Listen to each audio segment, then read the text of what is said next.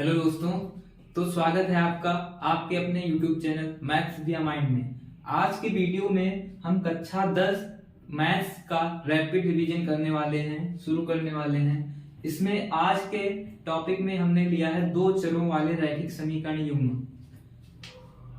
तो उसमें सबसे पहले होता क्या है वो आपको सिखाया जाएगा, सबको सिखाया। 5 स्टेप्स हैं टोटल, पांचों स्टेप्स आपको अच्छे से बता दिया जाएगा। उसके बाद कोई भी क्वेश्चन ऐसा नहीं होगा जो आप ना लगा पाए। इसके लिए आपको क्लास के अंत तक बने रहना है और नोट्स के लिए हमारे इंस्टाग्राम पेज को फॉलो करें, आपको नोट्स प्रोवाइड हो जाएंगे। तो सबसे पहले हम समझते हैं दो चर वाले रैखिक समीकरण युग्म होते क्या हैं। दो चर वाले रैखिक समीकरण युग्म।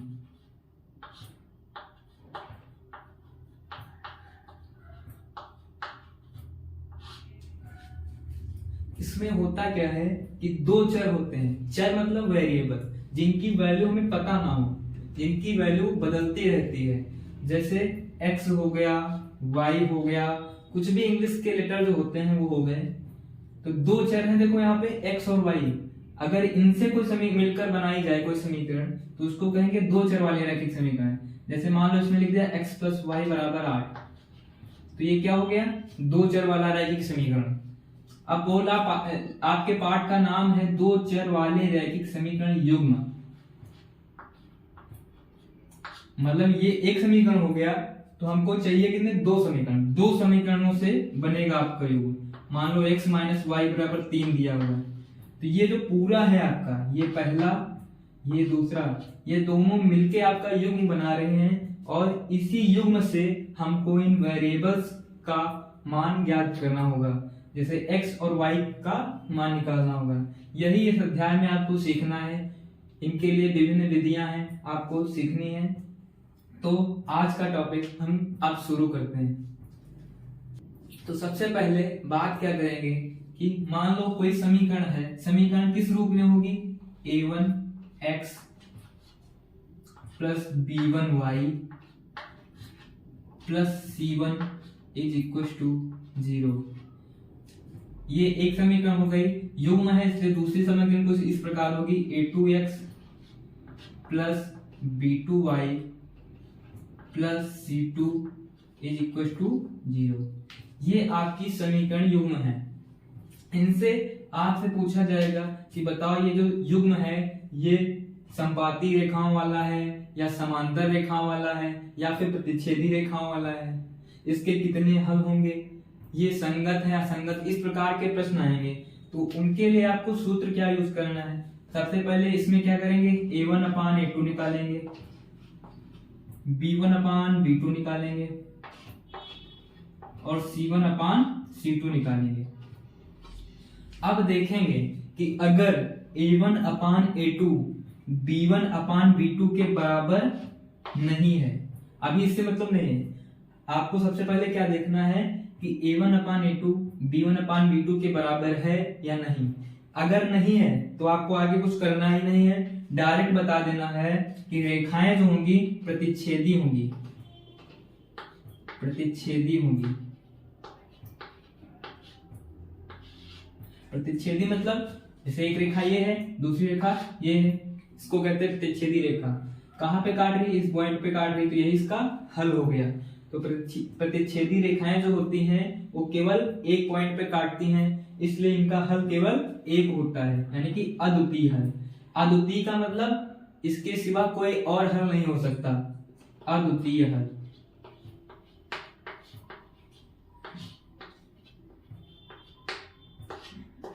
तो अगर a1/a2 b1/b2 के बराबर नहीं है तो रेखाएं प्रतिच्छेदी होंगी और समीकरण युग्म का, समीकरण निकाय के युग्म का हल जो होगा वो अद्वितीय हल होगा।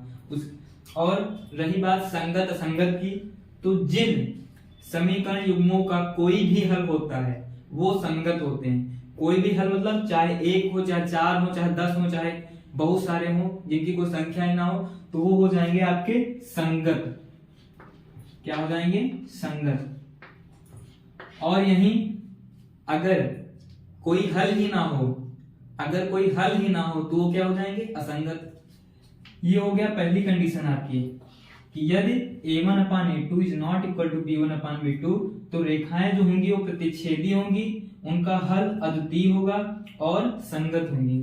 इसी तरह अगर a1/a2 is equal to b1/b2 is equal to c1/c2 जो है रेखाएं जो होंगी वो होंगी संपाती। संपाती का मतलब होता है जैसे एक रेखा ये है, इसी के ऊपर कोई दूसरी रेखा हो, इसी को कवर करती हो रेखा हो, तो कहा जाएगा कि दोनों रेखाएं परस्पर क्या हैं, संपाती। और ये क्या है, प्रतिच्छेदी।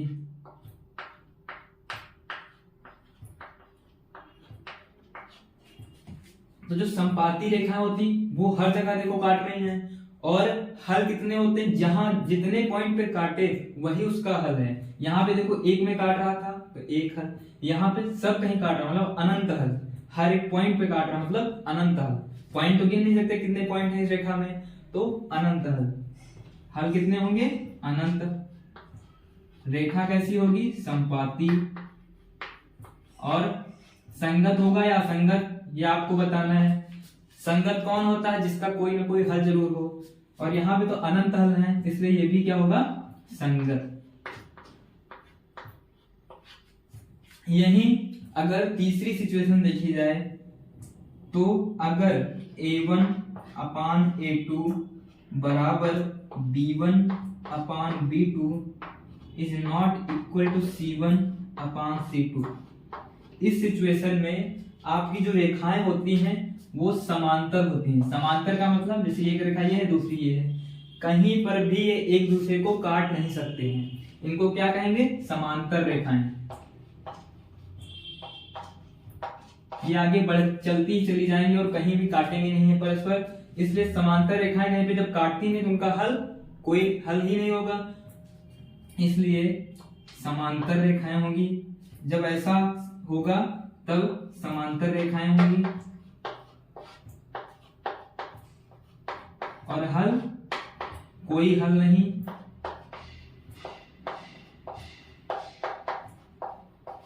और संगत होगा या संगत ये आप खुद बताएंगे। अगर कोई हल ही नहीं तो असंगत होगा। हमने आपको बताया कि संगत जब हल होते हैं तब संगत, और जब कोई हल ही ना हो तो असंगत।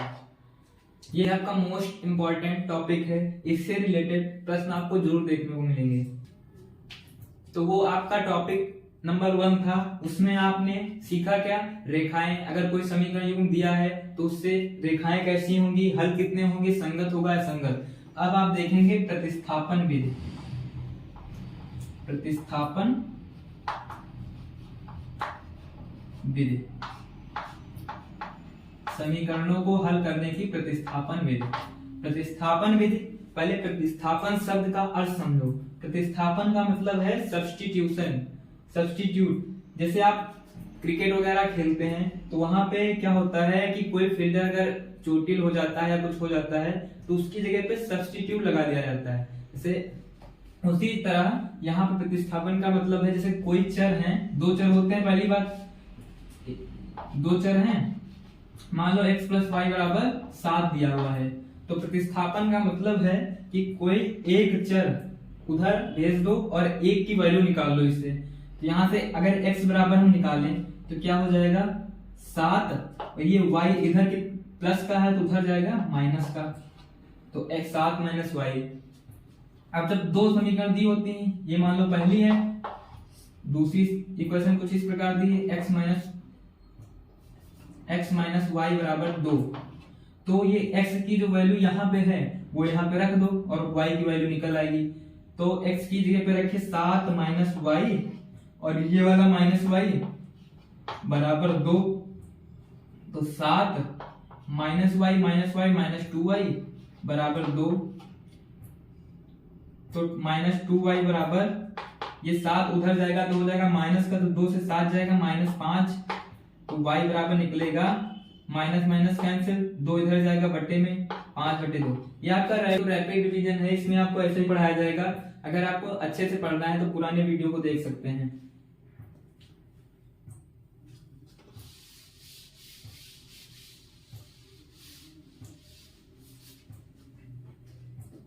इसी तरह तीसरा टॉपिक है विलोपन विधि।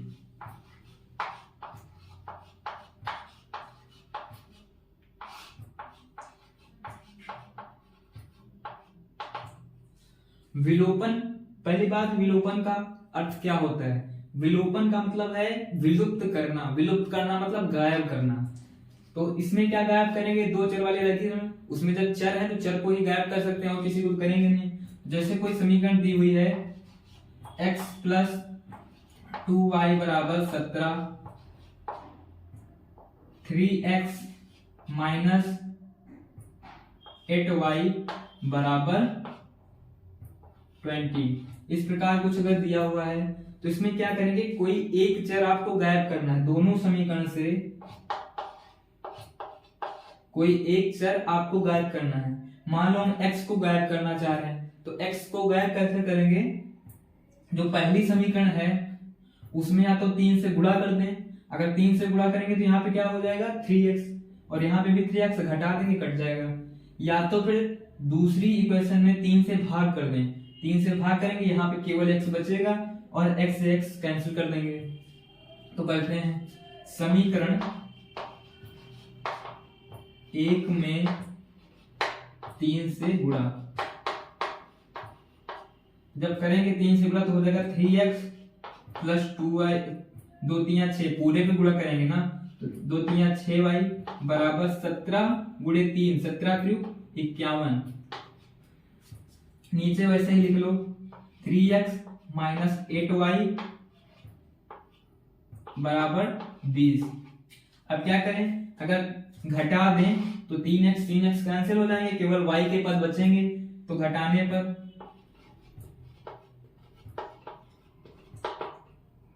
ये कैंसिल, 6y से 8y जाएगा, यहाँ पे भी माइनस है तो माइनस और माइनस क्या हो जाएगा प्लस, ये जुड़ जाएंगे तो हो जाएगा 14y बराबर 51 में 20 जाएगा 31।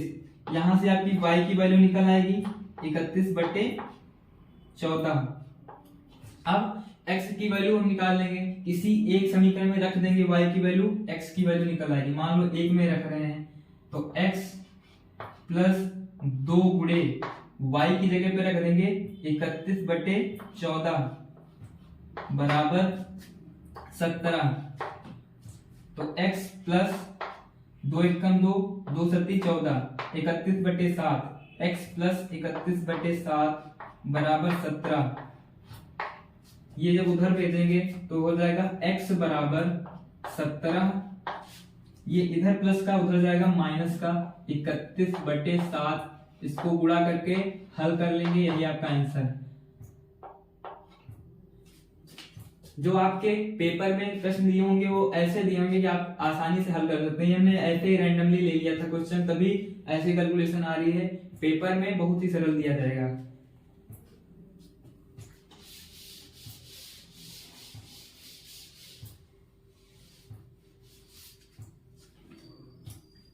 इसी के साथ चौथा टॉपिक है आपका, इस में बहुत ही इंपॉर्टेंट और इसी में लोग गलती करते हैं। तो है क्या चौथा टॉपिक, वज्र गुणनखंड विधि। वज्र गुणनखंड विधि, इसमें क्या होता है, पहले सबसे पहले सोचो कि समीकरण जो होती है किस रूप में होती है, a1x plus b1y plus c1 बराबर 0। इसी तरह a2x plus b2y plus c2 बराबर 0, इस रूप में होती है आपकी समीकरण। तो वज्र गुणनखंड विधि का फार्मूला आप ऐसे लिख सकते हैं, सबसे पहले x लिखे, फिर y लिखे, फिर 1 लिखे, सबके बीच में बराबर का निशान लगा दिए। अब x के बटे में x वाले छोड़ दो, आगे वालों का क्रॉस गुणा करा दो, b1 का c2 से, c1 का b2 से। क्रॉस गुणा जब कराए तो b1 c2, आपको y नहीं लेना है, केवल गुणांक लेने हैं। तो b1 c2 माइनस, बीच में माइनस का निशान, इसका गुणा करेंगे तो c1 b2। इसी तरह y वाले में, y वाले छोड़ देने, आगे बढ़ो, a2 की गुणा c1 से और c2 की गुणा a1 से। तो a2 c1 minus A2C1 minus C2A1 बराबर 1/, ये है आपका अचर, तो इसको भी छोड़ देना है, इसके अतिरिक्त जो बचे उनका क्रॉस गुणा, तो A1B2 minus B1A2, A1B2 minus B1A2, ये आपका फार्मूला है। इसी के बेसिस पे आपको प्रश्न हल करना होगा। जैसे मान लो कोई प्रश्न दिया है x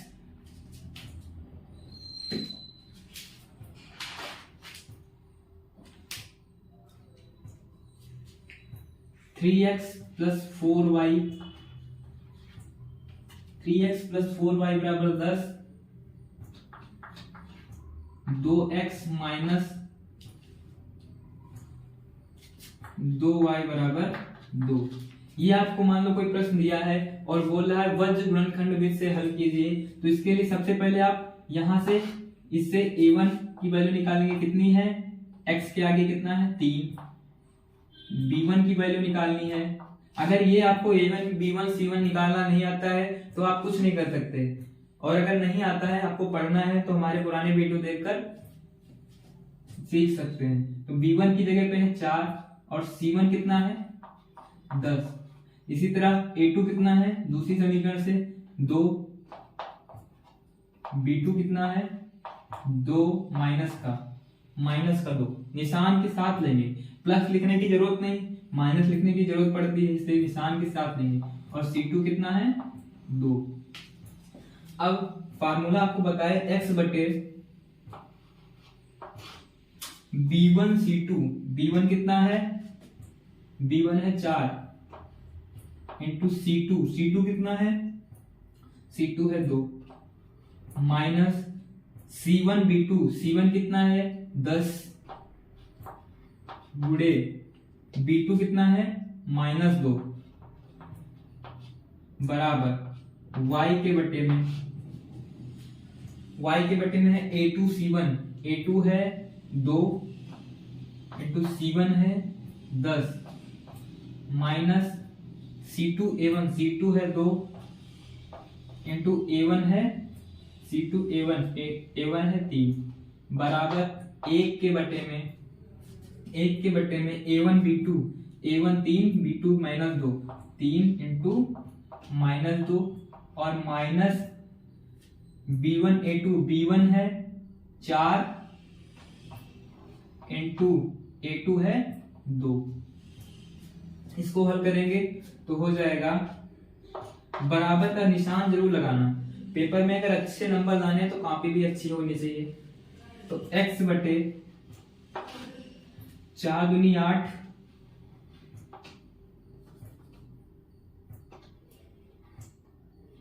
माइनस 10 दूनी 20 और ये माइनस हो जाएगा प्लस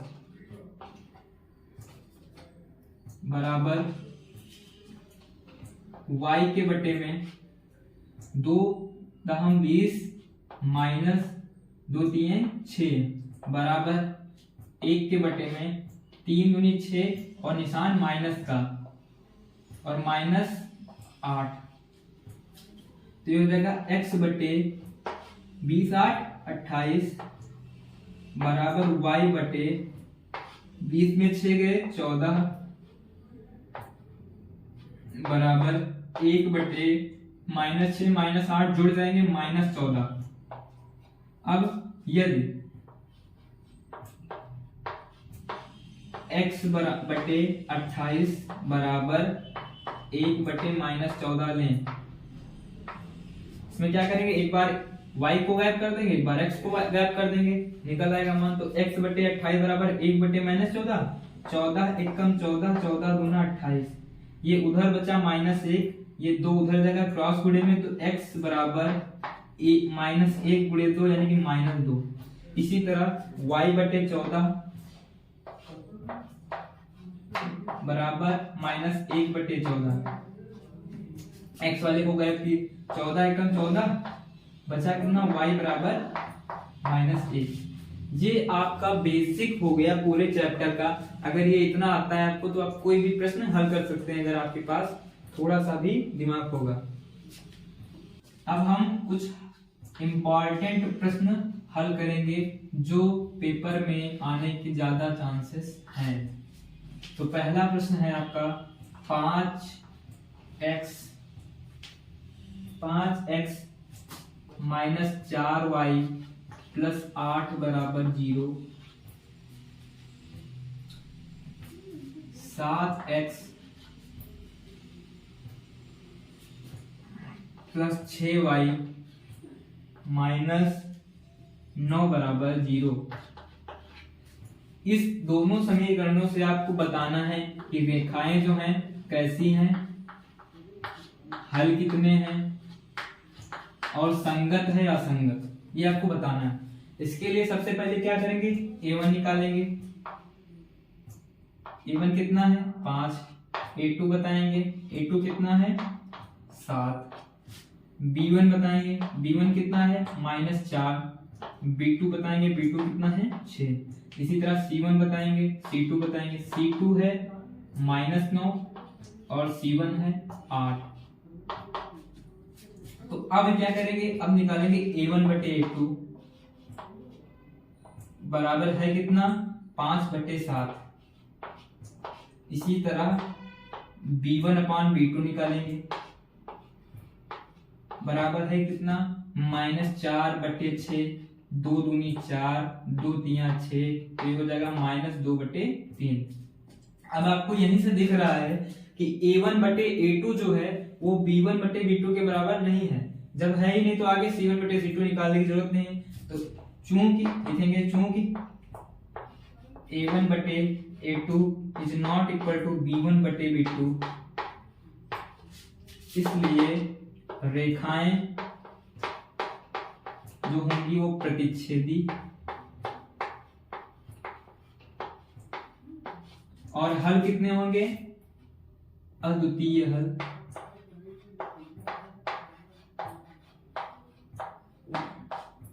और जब हल हैं तो इसका मतलब संगत है। इस प्रकार के प्रश्न आपको हल कर रहे हैं। एक दो और प्रश्न हल कर लीजिएगा, आपका क्लियर हो जाएगा। फिर आपका दूसरा इंपॉर्टेंट प्रश्न है कि ये जो दो रेखाएं हैं इनसे आप ग्राफ खींचिए और ग्राफ से आप देखेंगे एक त्रिभुज बनना है, उसको छायांकित करना है और उसके पॉइंट बताने हैं। इसको हम ग्राफ पेपर भी कर सकते हैं। ग्राफ पेपर पर को अगर आपको आंसर चाहिए हो तो आप इंस्टाग्राम पे फॉलो करके ले सकते हैं, वो सटीक होगा एकदम। यहाँ पे हम बोर्ड पे बिना किसी मेजरमेंट के बनाएंगे तो इधर उधर हो सकता है। तो यहाँ से आप देखेंगे कि x माइनस वाई प्लस 1 बराबर 0, इसको मान लेंगे समीकरण 1, इसको मान लेंगे समीकरण 2। समीकरण 1 से x माइनस वाई प्लस 1 बराबर 0 है। अगर हम x की वैल्यू कितनी ले लें, अगर हम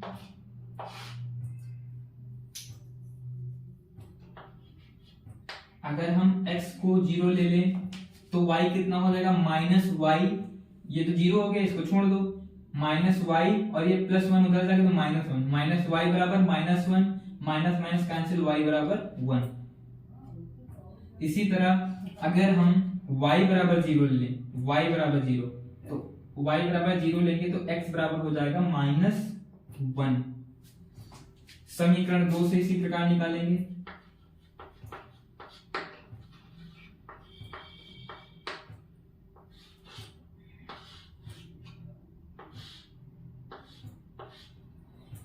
एक बार x को 0 रखेंगे, एक बार y को। जब x को समीकरण 2 में 0 रखे तो 2y माइनस 12 बराबर 0, तो 2y ये -12 उधर जाएगा तो प्लस का 12, तो 2y बराबर हो जाएगा 12। 2 से इसको काटेंगे 6 बार तो y की वैल्यू 6 आ जाएगी। तो जब x बराबर 0 तो y बराबर 6। और अगर y को 0 रखें, y को अगर 0 रखें तो 3x माइनस 12 बराबर 0, 3x माइनस 12 बराबर 0, तो 3x बराबर हो जाएगा 12। ये इधर माइनस का उधर जाएगा प्लस का, 3 एकम 3 चक्कू 12। तो जब y 0 है तो x की वैल्यू 4।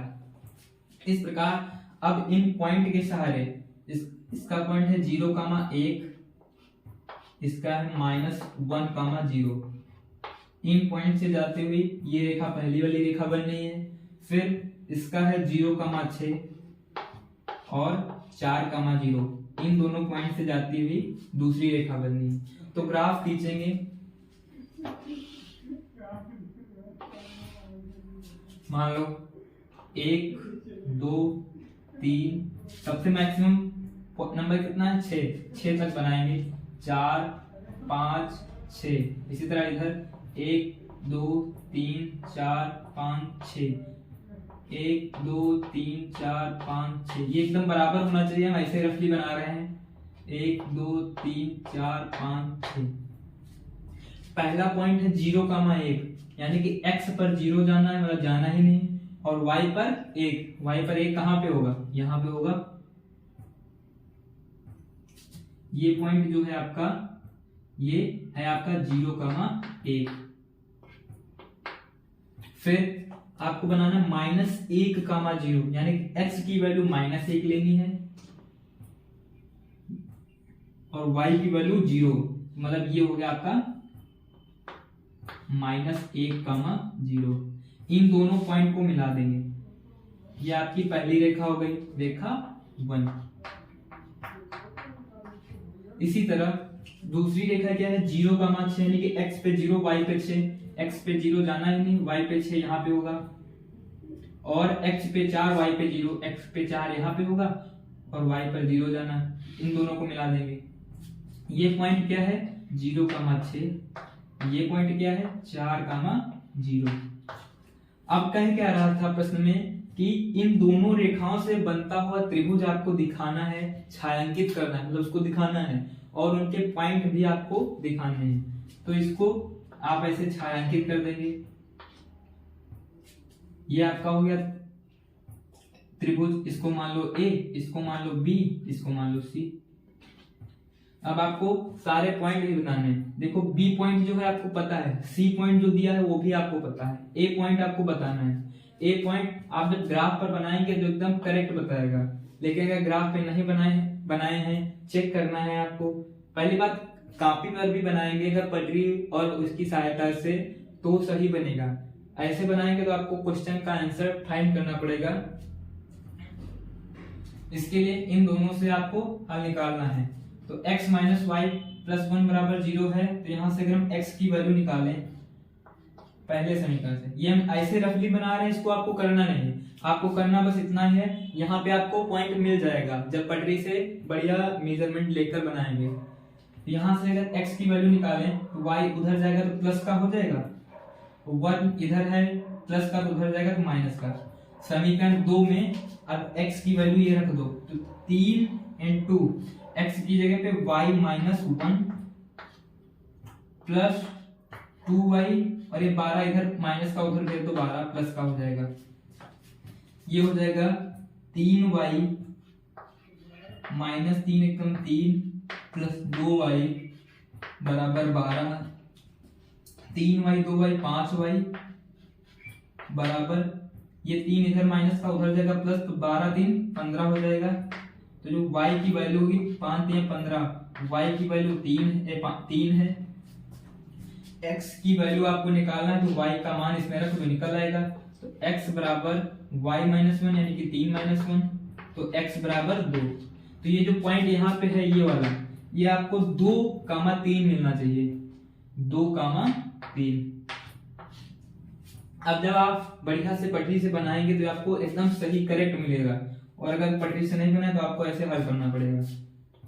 और ये आपका छायांकित भाग है। इस प्रकार ये प्रश्न हल हुआ। इसको बोल रहा है प्रतिस्थापन विधि से हल कीजिए। प्रतिस्थापन विधि से हल करने के लिए आपको किसी एक समीकरण को लेना है। मान लो समीकरण 1 ली, तो समीकरण 1 से x की वैल्यू मान लो निकालना है, तो √2x बराबर कितना हो जाएगा, √3y इधर है प्लस का उधर जाएगा तो हो जाएगा माइनस का। यहां से अगर केवल x की वैल्यू निकाले तो हो जाएगा -√3, ये 2 भी इधर आएगा तो बटे में हो जाएगा √2y। अब क्या करना है, x की ये वैल्यू आपको समीकरण 2 में रख देना है। तो समीकरण 2 में x का मान रखने पर जब रखेंगे तो √3 इंटू एक्स की जगह पे ये रखें -√3/√2 इंटू वाई और -√8y बराबर 0। इसको आप जानते हैं √3 हो जाएगा 3 -√2y और -√8 को आप जानते हैं क्या लिख सकते हैं 2 गुणे 2 गुणे 2, 2 दूनी 4 दूनी 8, √8 को ये लिख सकते हैं 2 2 का पेयर है तो ये बाहर निकल आएगा और √2 अंदर बेचारा सड़ जाएगा उसी में, तो ये हो जाएगा 2√2। तो √8 की जगह पे लिख देंगे 2√2y बराबर 0। इसका एलसीएम लेंगे तो हो जाएगा -3 ऊपर रहेगा ऐसे ही और ये √2 इसके में गुणा चला जाएगा तो 2 इंटू √2 हो जाएगा 2 2 दूनी 4 तो -4। ये y कॉमन ले लिया और बटे पूरे का बटे √2 बराबर 0। ये √2 जब उधर भेजेंगे तो गुणे में जाएगा तो 0 गुणे √2 कैंसिल।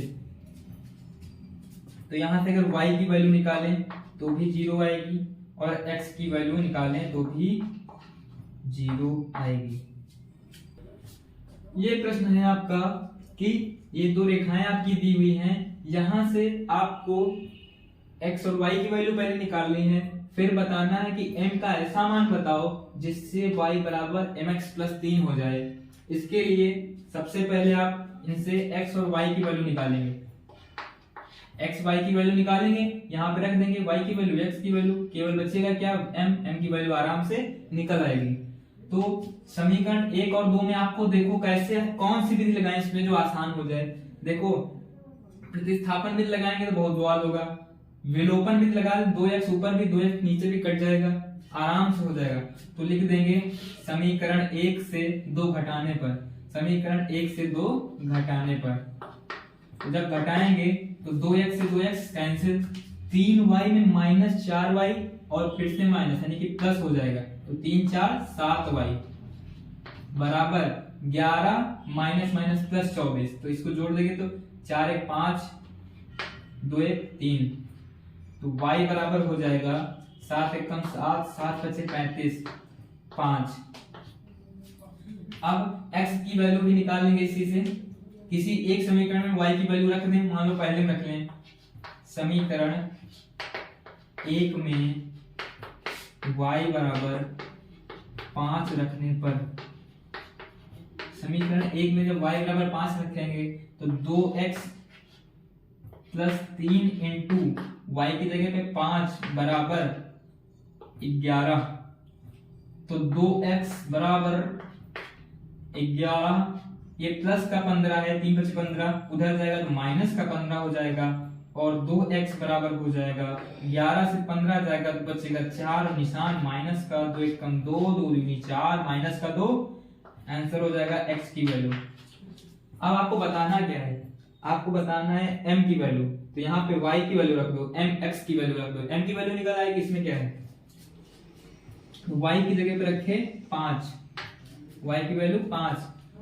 बराबर m इंटू x की वैल्यू रखे -2 और +3, यहां से 5 बराबर m की गुणा -2 से करेंगे तो -2m +3, तो यहां से 2m इधर ले आओ तो हो जाएगा 2m बराबर 3 और ये 5 उधर जाएगा तो माइनस का हो जाएगा तो 2m बराबर 3 से 5 क्या बचा, क्या 2 माइनस का, 2 1 कम 2 2 1 कम 2, m बराबर कितना निकला -1।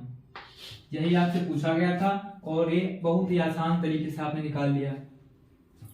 आपने कहा निकाला, हमने निकाला, अब आप भी निकालिए।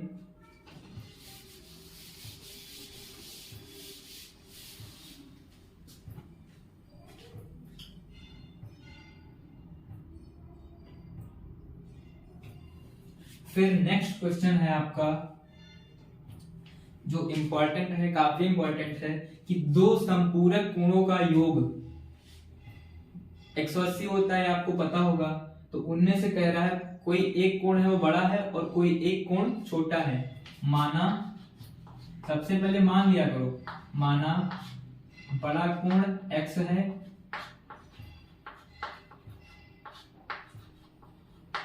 व छोटा y है।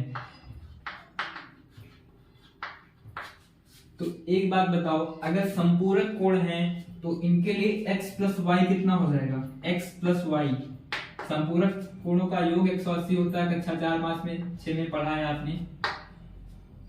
x प्लस वाई बराबर 180। अब कह रहा है कि जो बड़ा कोण है, बड़ा कोण जो है वो छोटे कोण से 18 डिग्री अधिक है। बड़ा कोण आपने क्या माना है? x। तो ये क्या है? छोटे कोण से, छोटा कोण क्या है? y, इससे 18 डिग्री अधिक है या बड़ा है। तो यहां से ये आपको एक समीकरण मिल गई, या आपको दूसरी मिल गई। अब चाहे जो विधि आप लगा दीजिए, आसानी से आंसर आपको मिल जाएगा। तो यहाँ पे डायरेक्ट लिखा है x बराबर वाई प्लस 18, यही यहाँ पे पुट कर दो समीकरण 1 में और आराम से निकाल लो। तो समीकरण 1 में 2 से x बराबर y प्लस 18 रखने पर तो हो जाएगा, x की जगह पे ये रख दो y प्लस 18 और प्लस ये वाला y बराबर 180। तो y बराबर 180 से 18 जाएगा, ये इधर प्लस का उधर जाएगा तो माइनस का 18, और 0 में 8 जाएगा नहीं, एक हाथ से 10 में 8 गया 2, 7 में 1 गया 6 और 1, ये 2y बराबर कितना निकला? तो y बराबर कितना हो जाएगा?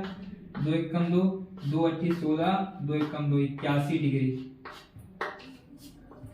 तो x बराबर आपको पता है, x बराबर y प्लस 18 यानी कि 81 प्लस 18 बराबर 8 1 9 और 8 1 9, यही आपका आंसर है। तो आपका अगला इंपॉर्टेंट प्रश्न है कि एक नगर है, वहां पे टैक्सी चलती है, तो उसका जो किराया है उसमें अगर बैठ भी गए तो उसका नियत किराया है आपका, मान लो कुछ रुपए पड़ते होंगे, मान लो x पड़ते हैं, तो नियत किराया आपने मान लिया x।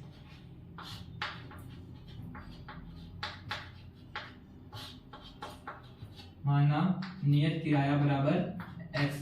अब कह रहा है कि उस पे बैठने के बाद आप जितना चलेंगे उस हिसाब से उस पे रेंट लगता रहेगा। मान लो कि जो प्रति किलोमीटर का किराया है, माना प्रति किलोमीटर का किराया y मान लिया, y रुपए और ये x रुपए। ये आपको प्रश्न में दिया है कि एक नगर में नियत किराया के अतिरिक्त आपको प्रति किलोमीटर पर किराया देना होता है, और अगर आप 10 किलोमीटर चलते हैं, अगर आप 10 किलोमीटर चलते हैं तो आपको 105 रुपए देने होते हैं। अब एक चीज बताओ, अगर नियत किराया x है तो चाहे जो हो उस पे x तो पहले लग ही जाएगा, तो x अब किलोमीटर के हिसाब से आपको देना है प्लस 10 किलोमीटर। 1 किलोमीटर का कितना है किराया? y रुपए, तो 10 किलोमीटर का कितना हो जाएगा? 10y रुपए। ये बराबर कितने के हैं? 105 रुपए के। अब फिर से कह रहा है कि अगर 15 किलोमीटर जाता है तो 155 रुपए देने होते हैं, तो नियत किराया तो इसमें भी लग जाएगा, प्लस 15 किलोमीटर, 1 किलोमीटर का y रुपए, तो 15 किलोमीटर का 15y रुपए बराबर है कितना? 155 रुपए। तो कह रहा है नियत किराया और प्रति किलोमीटर किराया बताएं, और 25 किलोमीटर अगर कोई व्यक्ति जा रहा है तो उसको कितना किराया देना होगा ये भी बताएं। इसके लिए इन इक्वेशंस को आपको सॉल्व करना है। आपको 3 विधियां बताई गई हैं, कोई भी एक लगा दीजिए। यहाँ पे देखिए x x है, समान है इसके गुणांक, तो इसको घटा देंगे तो आसानी से निकल आएगा, तो यही लगा रहे हैं। इसको मान ले समीकरण 1, इसको मान ले 2, और समीकरण 1 से 2 घटाने पर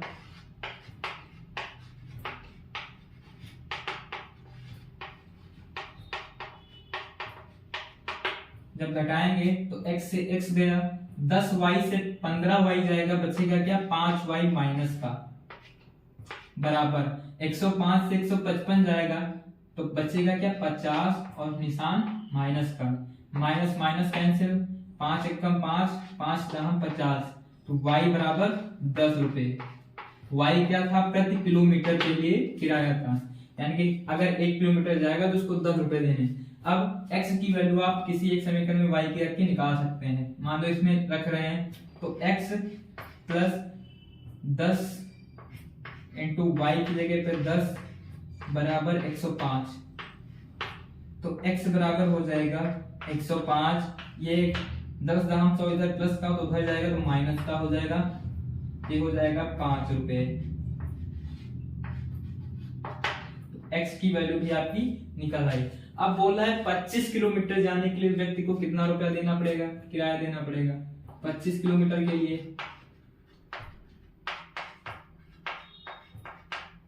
अगर 25 किलोमीटर वो जा रहा है तो निश्चित किराया जो है या नियत किराया जो है वो तो इस पे लगेगा ही, प्लस 25 किलोमीटर के लिए रुपया, 25 1 किलोमीटर का कितना किराया है y, x और y की वैल्यू रख दें, वैल्यू निकल आएगी, x की जगह पे 5 प्लस y की जगह 25 गुणे y की वैल्यू 10 निकली थी, तो ये जाएगा 5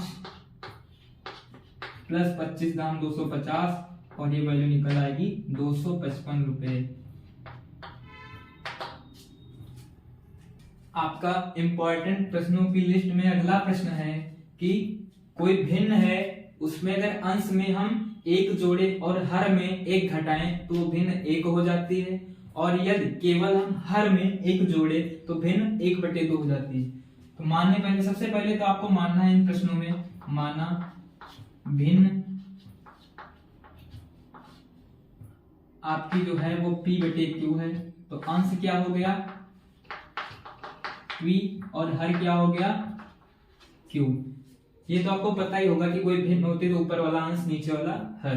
अब कह रहा कि अगर अंश में 1 जोड़ें, अंश में 1 जोड़ें, अंश क्या है p, तो p + 1 और हर में 1 घटाएं q - 1, तो ये हो जाता है 1, ये हो जाता है 1। इसको अगर थोड़ा सरल करके लिख लें तो हो जाएगा p + 1 और q - 1 जो इधर है बटे में उधर जाएगा, गुणे में हो जाएगा, तो 1 के गुणा चाहे जिससे कराओ उतना ही हो जाता है, तो q - 1 pq वाले एक तरफ कर लें तो p q इधर आएगा तो माइनस का हो जाएगा, बराबर -1 ये, और ये इधर 1 प्लस का तो उधर जाएगा तो माइनस का, या इसको लिख सकते हैं -2। इसी तरह फिर से कह रहा है कि यदि हर में 1 घटा दें, यदि हर में 1 जोड़ दें p/q + 1, अंश वैसे ही रहा, हर में 1 जोड़ दिए, हर जो है उसमें 1 जोड़ दिए, तब हो जाती है भिन्न 1/2। अब इसको भी अगर थोड़ा सरल करके लिखें तो ये p इसके गुणे में जाएगा, q + 1 उसके गुणे में, 2p, p × 2 मतलब 2p बराबर q + 1 की गुणा 1 से करेंगे तो वही आ जाएगा q + 1। अब pq वाले एक साइड कर लें तो 2p और एक q इधर आएगा तो हो जाएगा -q बराबर 1। इसको आप मान लें समीकरण 1, इसको आप मान लें समीकरण 2। अब आपको इन दोनों समीकरण को हल करना है। देखो ऊपर -q है, नीचे भी -q है, अगर इनको हम घटा दें तो q कैंसिल हो जाएंगे और p की वैल्यू निकल आएगी, या फिर प्रतिस्थापन विधि लगा सकते हैं, p की वैल्यू निकालें इसमें रख दें, आपको जो अच्छी लगे वही लगा दें। तो समीकरण 1 से 2 घटाने पर, समीकरण 2 घटाने पर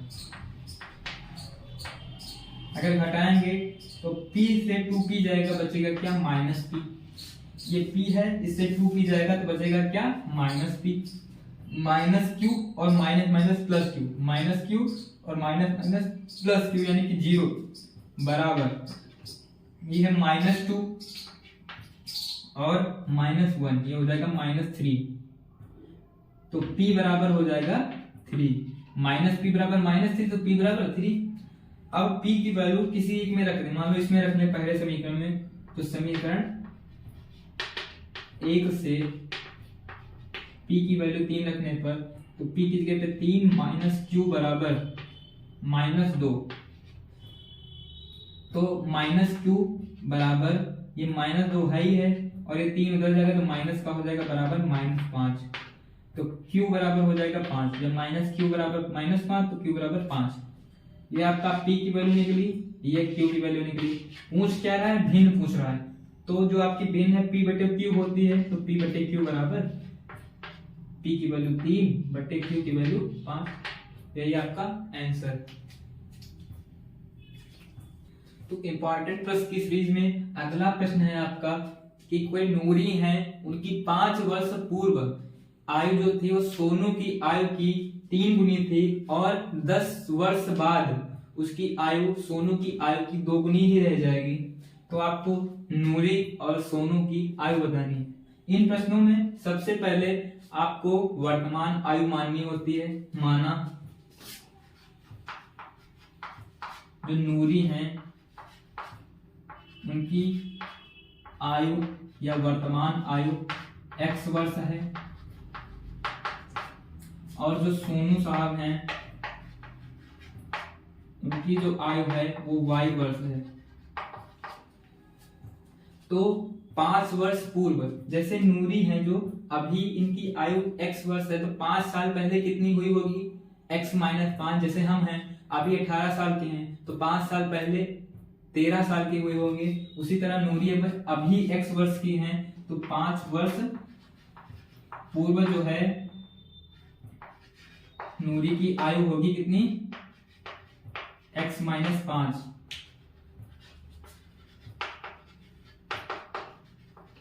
और जो सोनू है उनकी कितनी होगी? y - 5।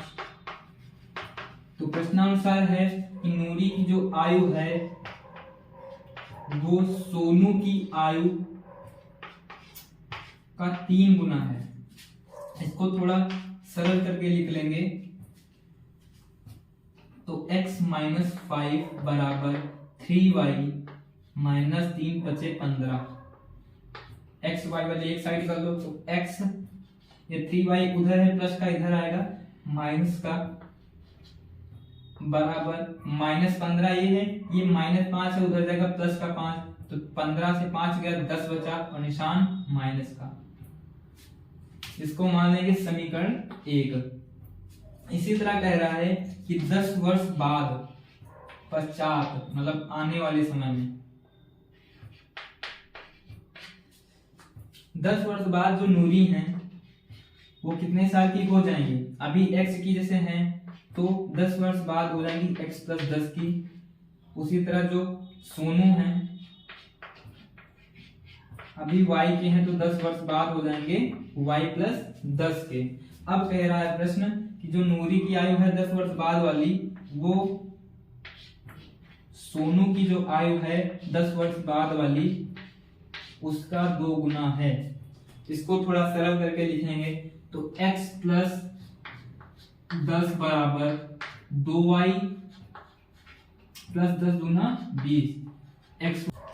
इसको थोड़ा सरल करके लिख लेंगे तो ये हो जाएगा x, और 2y उधर प्लस का इधर आएगा तो माइनस का हो जाएगा, बराबर ये 20 है और 10 उधर जाएगा तो माइनस का, तो 20 से 10 गया 10।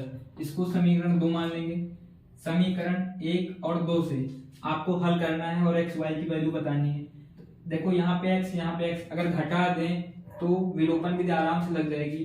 तो समीकरण 1 से समीकरण 2 घटाने पर x से x गया, और -3y से घटाना कितना है? 2y, माइनस और -2y बराबर -10 और -10। तो यहाँ हो जाएगा -3y +2y बराबर -20, -10 -10 -20। तो -3y से 2y अगर जाएगा तो बचेगा -y बराबर -20। तो y बराबर 20 वर्ष। सोनू की आय निकल आई है 20 वर्ष। अब y की वैल्यू किसी एक समीकरण में रख दें। मान लो हम इसमें रख रहे हैं पहले वाले में, तो x -3 इंटू y की जगह पे 20 बराबर कितना है -10। तो ये हो जाएगा x बराबर -10 और 20 यहाँ 60, इधर माइनस का तो उधर हो जाएगा प्लस का, तो x बराबर 50। इसलिए जो नूरी की आयु है वो है 50 वर्ष। यही आपका आंसर।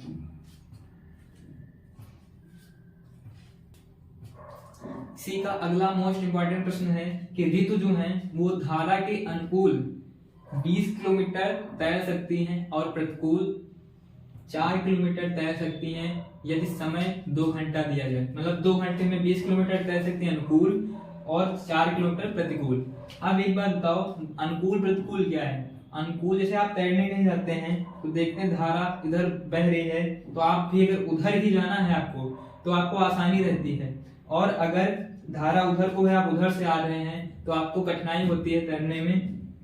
उसी तरह इसलिए ऋतु जो है अगर अनुकूल जाएंगी तो ज्यादा चली जाएंगी, और अगर प्रतिकूल मतलब उसके अपोजिट जाएंगी तो ज्यादा उनको मेहनत लगेगी और ज्यादा समय में कम दूरी तय कर पाएंगी। तो मान लो इस प्रश्न में माना अगर जो जल है वो स्थिर रहता है, मतलब वो उसकी धारा किधर भी ना हो, तब ऋतु की चाल माना स्थिर जल में चाल, स्थिर जल में ऋतु की चाल बराबर x किलोमीटर पर आवर, और धारा की चाल मान लें, धारा की चाल बराबर y किलोमीटर पर आवर। अब एक बात बताएं कि अगर अनुकूल है तो जो ऋतु की चाल है और धारा की चाल है वो एक ही साइड में, तो दोनों क्या हो जाएंगे, ऐड हो जाएंगे, मतलब जुड़ जाएंगे। तो ऋतु की चाल प्लस धारा की चाल बराबर, अब ये चाल है दोनों साइड जुड़ रहे हैं तो उधर भी चाल ही आनी चाहिए। ये है किलोमीटर में 20 किलोमीटर और 2 आवर। इसको चाल में बनाने के लिए क्या करेंगे, चाल बराबर दूरी बटे समय 20/2, यही तो होगा। चाल बराबर दूरी बटे समय, दूरी है 20 और समय है 2, रख देंगे तो 20/2 मतलब 10, या फिर लिख दें एक बार, चलो लिख दो डायरेक्ट 10। इधर अगर चालें जुड़ रही हैं तो उधर भी चालें ही होगी। इसी तरह फिर से कह रहा है अगर प्रतिकूल चल रहा है तो 2 घंटे में 4 किलोमीटर। अब प्रतिकूल चल रहा मतलब धारा उधर जा रही है, ऋतु इधर आ रही है, तो ऋतु को ज्यादा मेहनत करनी पड़ेगी, और अगर इधर आ रही है तो x से y घटाएंगे, मतलब ऋतु की चाल से धारा की चाल घटाएंगे, तो है कितनी 4/2, मतलब दूरी बटे समय मतलब 4/2, 4/2 का मतलब 2। अब तो कुछ बचा ही नहीं, अब यहां से आप आराम से निकाल सकते हैं। इसमें क्या करें, इसमें प्रतिस्थापन विधि, आप विलोपन विधि, इसमें भी आपको दिख रही होगी। y को अगर जोड़ दें तो plus y minus y cancel हो जाएंगे, तो जोड़ दें, जोड़ने पर x 2x बराबर y तो कैंसिल हो गया, 10 और 2 हो जाएगा 12, तो x बराबर 6। अब x की वैल्यू किसी एक समीकरण में रख दें, मान लो इसमें रख रहे हैं, तो x प्लस y बराबर 10 है, तो x की जगह पे 6 प्लस y बराबर 10, तो y बराबर 10 और ये 6 हो जाएगा माइनस का, तो 4 किलोमीटर पर आवर, और ये 6 किलोमीटर पर आवर। तो आप लिख देंगे हिंदी में शुद्ध, अतः ऋतु की चाल है 6 किलोमीटर पर आवर और धारा की चाल 4 किलोमीटर आवर। इस प्रकार आपका 2 चर वाले रैखिक समीकरण युग्म का निकाय वाला जो लेसन है, इस प्रकार आपका 2 चर वाली रैखिक समीकरण युग्म लेसन अच्छे से कवर हो गया है। सूत्र भी बताए गए, इंपॉर्टेंट प्रश्न भी बताए गए। अगर आप इतना कर लेते हैं तो हमको तो नहीं लगता कोई प्रश्न होगा जो आप ना कर पाए। आप प्रैक्टिस करते रहिए, ये इंपॉर्टेंट प्रश्न थे कुछ, इनको भी लगा लीजिए। और अगर आपको नोट्स चाहिए तो इंस्टाग्राम पर फॉलो करें और उस पर मैसेज करें कि हमको नोट्स चाहिए, हम आपको प्रोवाइड कर देंगे। धन्यवाद।